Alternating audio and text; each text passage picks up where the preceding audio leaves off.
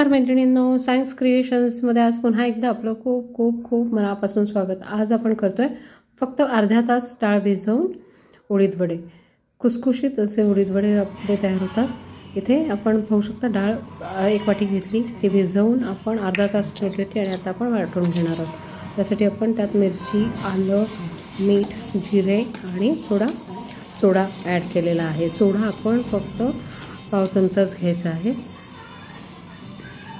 पाहू शकता। आता हा सोडा यामध्ये घालून वाटल्यामुळे त्या डाळीमध्ये असलेलं पाणी आणि सोडा यामुळे आपलं म्हणजे सोडा ॲक्टिवेट होतो आणि त्याला छान असा क्रिस्पीनेस त्यामुळे मिळतो। यामध्ये तांदळाचं पीठ जरी आपण टाकलं तरी चालू शकतं, पाहू शकता। मी वाटीत टाकून बघितलं होतं, अगदी हलकं झालं होतं पीठ। आता आपण वडे टाकून पाहू शकता किती छान असे फुलले ते। हातावर तापून घ्यायचा, पीठ घट्टच ठेवायचं, पाणी अजिबात जास्त टाकायचं नाही, एखादा चमचा लागलं तरच टाकायचं, पाहू शकता। आता दुसरी बॅच आपण टाकतो आहे, त्यामध्ये डाळ आपण गाळून घेतली आणि ती डाळ टाकली आहे। नंतर आपण मगाशी जे साहित्य टाकलं तेच सगळं टाकून आपण छान वाटून घेणार आहोत। मिरची, तुम्हाला कढीपत्ता हवा असेल नंतर तुम्ही वाटून झाल्यानंतर कढीपत्ता, खोबरं, कोथिंबीर जे काही हवं ते टाकू शकता। पण यात जर कोथिंबीर आत्ता टाकली वाटताना तर वडे थोडे काळसर होतात, पाहू शकता। इथे फक्त मिरची आणि आलं मी करून घेतलं, नुसती मिरची आणि आलं टाकलं तरी चालू शकतं। जिरे देखील तुम्ही नंतर फेटताना टाकले तरी चालू शकतात।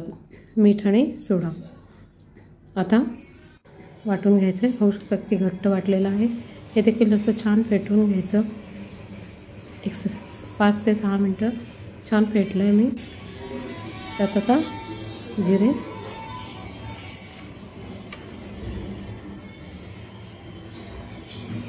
कोथिंबीर थोडी,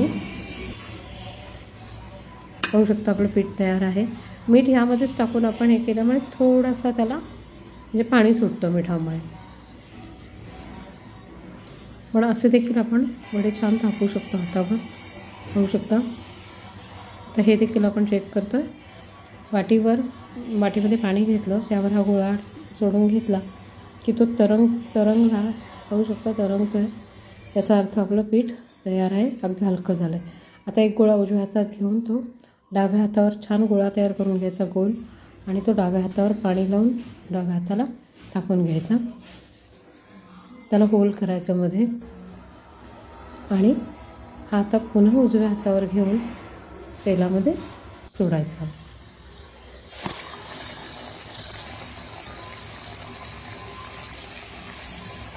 अशा पद्धतीने केल्यामुळे छान फुलतात वडे, पाहू शकता, आणि एकदम हलके होतात। फक्त फेटून मात्र घ्यावं लागेल, एक 7 ते 8 मिनटं, पाहू शकता किती छान झालेत ते। यामध्ये कोथिंबीर टाकल्यामुळे, अशी कोथिंबीर टाकली वरतून तर मग ती छान लागते टेस्टला आपल्याला वडे खाताना।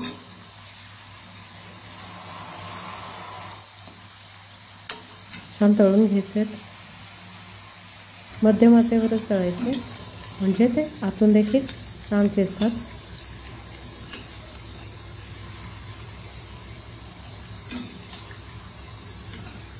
पाहू शकता रंग। आता आपण हे काढून घ्यायचे आणि चटणी करायची आहे। चटणीसाठी मी मिक्सरच्या भांड्यामध्ये खोबरं घेतलं आहे, एक 4 ते 5 तुकडे घेतलेले आहेत, नंतर खोबऱ्याचे काप केलेले आहेत, नंतर कोथिंबीर, 2 चमचे फुटाण्याची डाळ आणि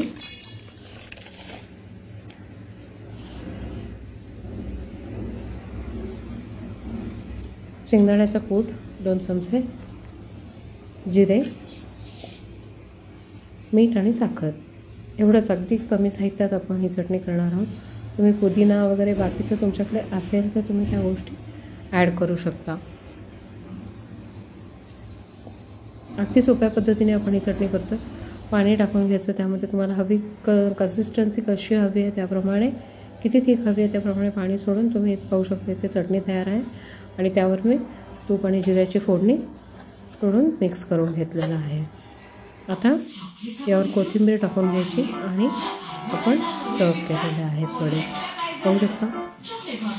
अर्ध्या तासातच फक्त डाळ भिजवून आपण छान असे उडीद वडे तयार केलेले आहेत खुसखुशीत. असा वाटला मैत्रिणींना व्हिडिओ जर आवडला असेल तर प्लीज लाईक, शेअर आणि कमेंट करायला विसरू नका आणि माझ्या चॅनलला सबस्क्राईब करा. थँक्यू.